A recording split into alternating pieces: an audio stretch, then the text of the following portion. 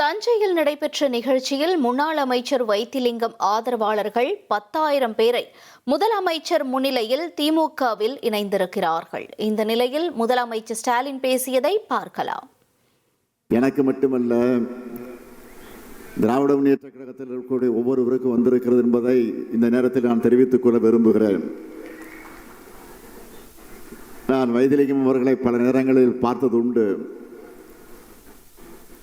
மறைந்த மக்கள் திலகம் எம்ஜிஆர் அவர்கள்,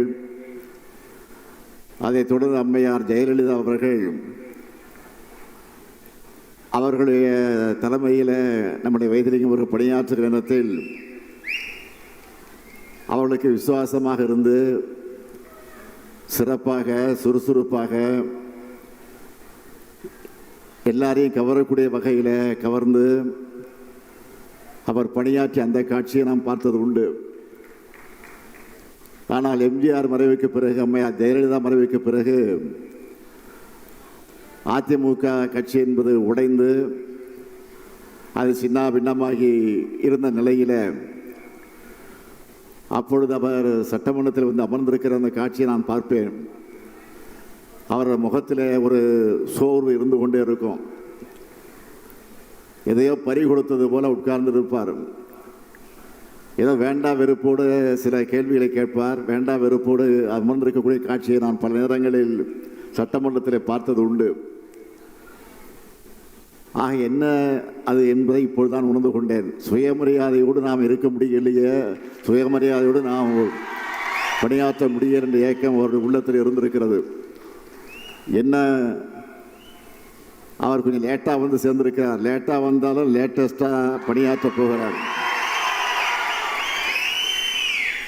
அதுதான் நமக்கெல்லாம் ஒரு மகிழ்ச்சியை தந்து கொண்டிருக்கிறது. ஆக தேர்தல் நெருங்கி கொண்டிருக்கிறது. அப்படி நெருங்கக்கூடிய தேர்தலில் மிகப்பெரிய வெற்றியை நாம் பெறப்போகிறோம் என்பதில் யாருக்கும் எல்லளவும் சந்தேகம் இருக்க வேண்டிய அவசியம் இல்லை.